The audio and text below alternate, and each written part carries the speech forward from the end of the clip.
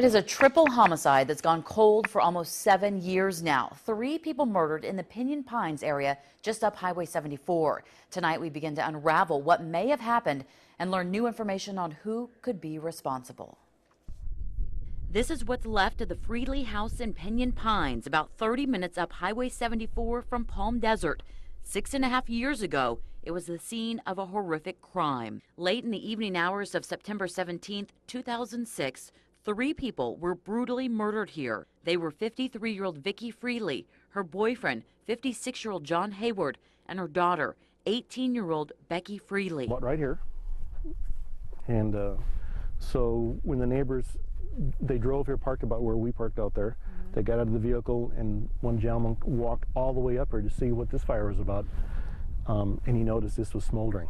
While the details of the crime were never released, we are now learning through private investigator Luis Bolaños what he thinks happened. This reenactment video shows it going down like this.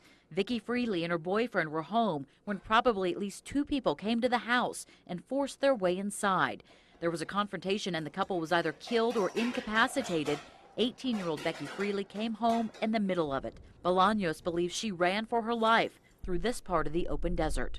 So it looks like the suspects caught up with her maybe 100 feet from here, 150 feet, incapacitated her to a point, and brought her back in a wheelbarrow and decided they were going to ignite her, cover her in some type of flammable liquid and light her on fire.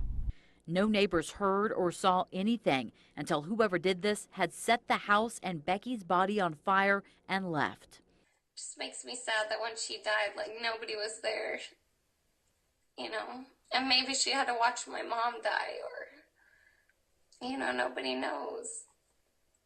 And it must have been terrifying to run for your life. The case has been cold now for 6.5 years, and the Friedli family still grieves the loss of their sister and mom. We interviewed both of Becky's sisters via Skype. And then I always babied my little sister. Like, I always called her my baby. And then I just remember after she died, I was crying in the shower. I was like, my baby, my baby. I just couldn't find anybody funnier or a better friend in the whole world, you know. I don't know. She definitely was my baby. It's been 6 years. With nothing, no more information, no relief, nothing.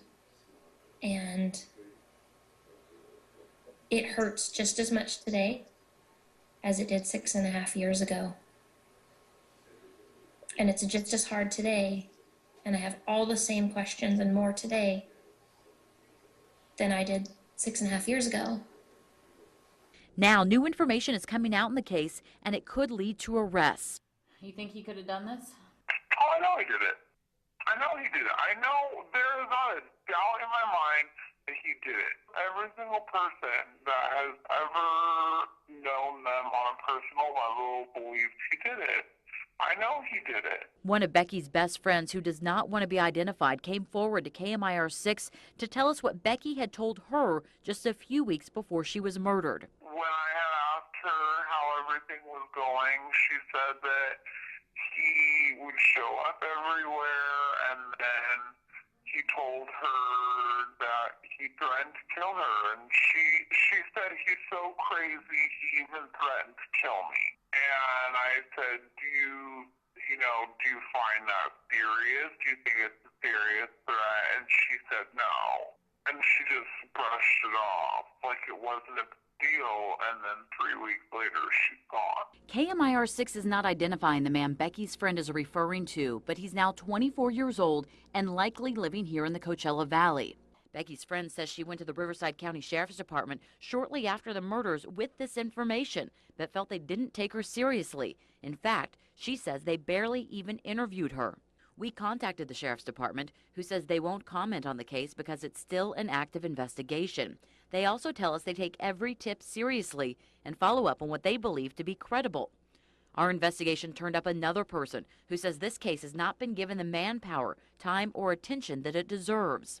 This person has close ties to the sheriff's department, and because of that, doesn't want us to show his face and has asked us to disguise his voice. In the course of a normal investigation, if it's not solved, particularly with a homicide, relatively soon, then the case gets handed off when somebody gets transferred, when somebody gets promoted, when somebody retires. And when you're talking about 6.5 years, this case has been given to several different investigators. Each time somebody new gets it, they have to start from scratch and read every piece of paper associated with the case, which can take weeks or months, and then figure out what their game plan's going to be. So it takes a long time. The investigators seem less than interested, and it's taken multiple, 20 and 30 phone calls to just get a call back. Is that kind of disappointing to see, though? Of course it is. It is, and it gives the appearance of a less than professional investigation. Becky Friedli's sisters don't want to wait. They want justice now. You took the best part of our family, and you literally took everything from us. And I hate them for that. And I hope and pray every day that the guilt eats them alive. I hope to God that nobody else's family ever has to go through this, ever. And I hope they hurt. I really, really hope they hurt inside. There's no amount of justice that could ever come to them that would make any of this right or feel better. Nothing. Please, please help our family get closure so that we can move on from this. And please, whatever information that you know, bring it forward. Here's where it gets even trickier. There may be several young adults who know what happened. Several of their parents have ties to law enforcement or are elected officials here in the Valley. Becky's family wonders if that is why this case may have gone cold. Nonetheless, we are hoping that this new information about the threat to kill Becky helps garner some more attention for the case, and that maybe deputies will take another fresh look at it as well. And again, someone out there here locally knows something more about this, and we're just hoping they will come forward with that information. You know, I know you've been working on this for a while, but not 6.5 years, yet you were able to make, along with Luis Bolaños, the private investigator, make some serious headway. How is it that you can, in what is relatively short amount of time, seem to cover so much ground that the sheriffs can't? And again, we don't know that they haven't necessarily. We don't know where their investigation stands. They said that they are looking into every lead and doing whatever they can to follow any credible lead. So again, they're not commenting on the case because it's an active investigation.